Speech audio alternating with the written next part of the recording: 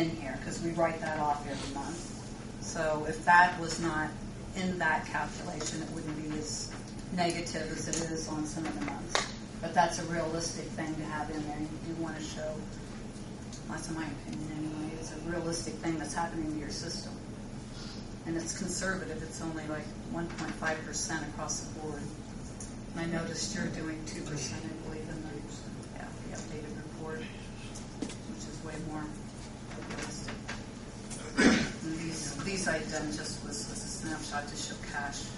So it's like some. No. So the payments of the bonds are over in addition to this.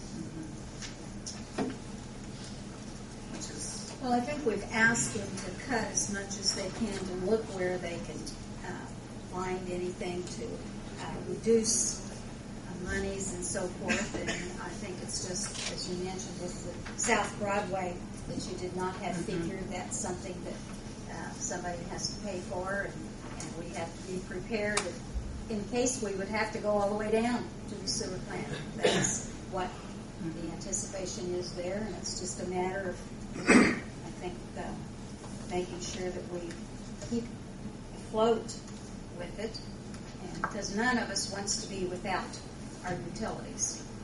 I know if we even have them without them for a day, some of us get upset. So I think it's obvious that we need to have this increase, as much as we hate to do it. And I'd like to add something else. Just like being good stewards of the money, I believe the utilities has done that. At one time, we thought there's enough money to do Park Road, and Jeff Smith said, "Hold it. We better be watching things."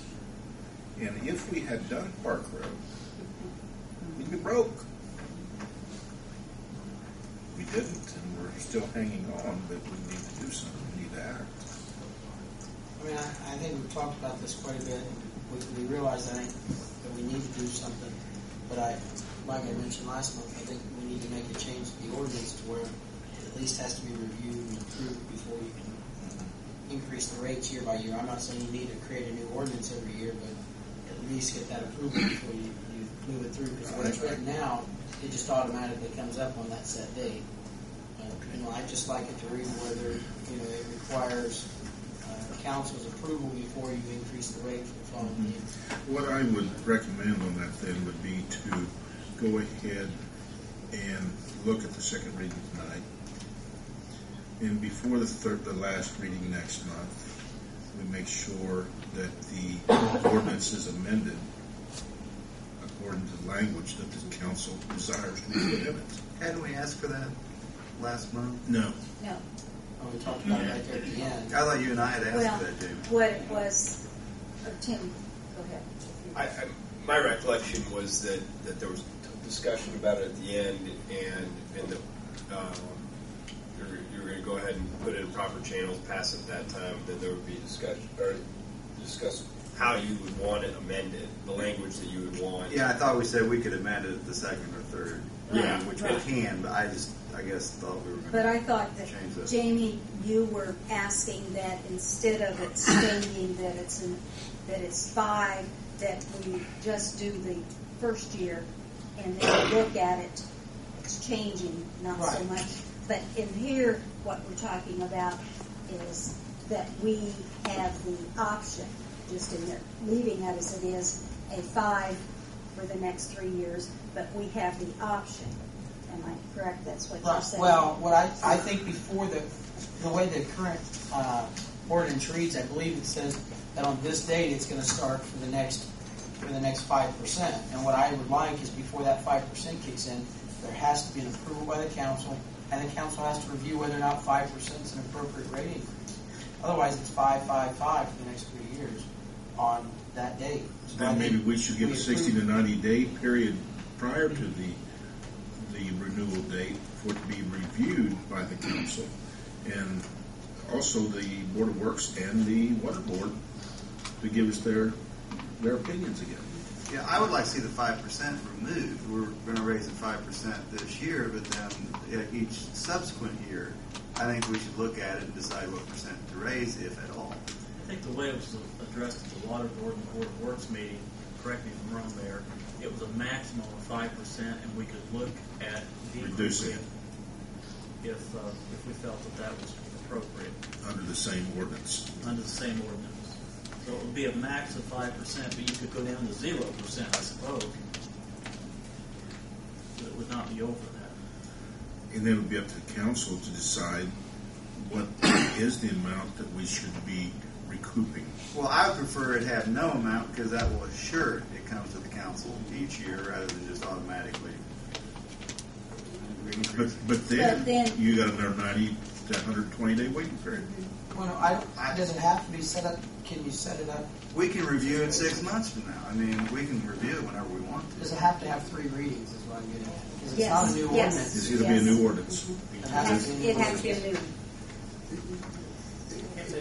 If I could just interject, if it is adopted, so all 3 are spelled out, and then the council can take action to affirm those rates at each juncture, then it's simply just a process of making that adjustment, so long as that adjustment is down. At least that's my understanding. Correct me if that's not consistent with your understanding. If you start from scratch, then you go through all 3 readings, which includes a public hearing through that process. So having it the way it's set up now simply requires that the council to either affirm or reduce or rescind or delay that rate increase, any future rate increases, and it's just a more streamlined process and less to go through to achieve the same thing. And I've talked with Gary about this a little bit, and I don't think this has been addressed in a public meeting, but Gary, you had mentioned to me that there was sort of an ancillary benefit to packaging this in a 3-year ordinance of rate increases as it pertains to the SRF. I mean, outside of professional service fees alone, you'd indicated there was a benefit on the SRF. The way this has been structured is that we don't believe 5% is sufficient based upon what we see today.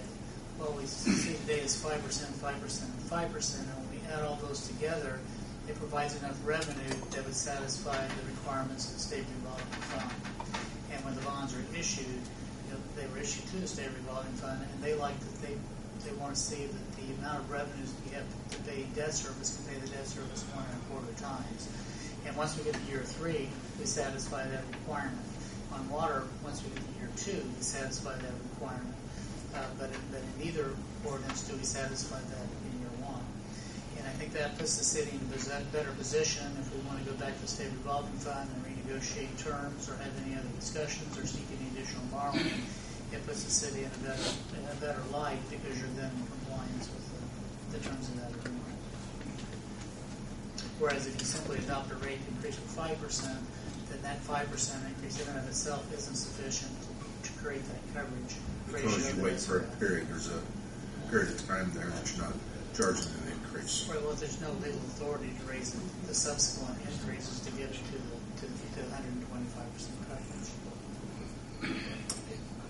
And I guess what I took from that was if in the end, if in the next 2 years you have to go back to the SRF for something, for additional borrowing or new terms, that you may actually save some money because of the interest rate that the SRF loan that you would have with the SRF on the terms of the loan by having the rate increases there, providing them the confidence that the city can cover any notes that are out there or financing that they would offer. So the SRF loan is based on 3 years of 5% increases right now today. Well, when the city borrowed money from state revolving fund a few years ago, we were able to show that the revenues that were anticipated would be sufficient to cover the bonds 1.25 times, providing that coverage. What has happened since that time is the other revenues have dropped, so that has reduced the amount of revenue available to pay debt service on the bonds below that 125% coverage level. So that test is met when at the point in time we issue the debt. I don't know if I answered that very well or not. You answered it. I don't think it's the answer I was looking for. It's a 5% increase for 3 years. Right. we can't